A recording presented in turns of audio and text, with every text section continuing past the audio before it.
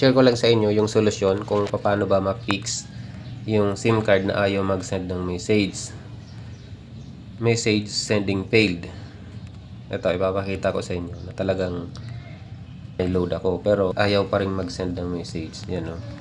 Failed to send, di ba? Punta tayo sa application na dito. Yan o. Ang expiration yan ay sa June 2. Text to all networks pa yan ha. Paano ba natin aayusin yan? Simple lang yan guys. Ito lang ang solusyon yan. Punta ka lang sa messages.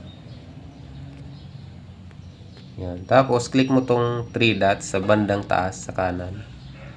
Makikita mo dyan yung settings. Click mo. Tapos hanapin mo yung advanced settings. Makikita mo dyan yung SMS, Service Center Number. Click mo yan.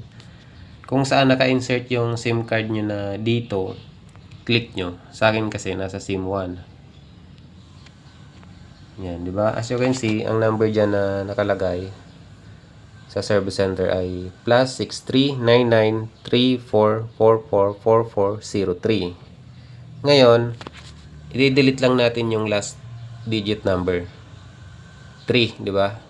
Papalitan niya natin ng 1. Tapos, i-okay natin. And then, update. Ganun lang guys yung gawin nyo. Tapos, mag-try na kayo mag-send ng message. Kapag hindi gumana, di palitan nyo yan ng yung dulo. Palitan nyo ng 0. Pag ayaw pa rin, palitan nyo ng 2. Try natin. Kasi kanina nakikita nyo naman yung number, di ba? 403. Ngayon, pinalitan natin ng 1, yung 3. Kaya naging yung last number ay 1.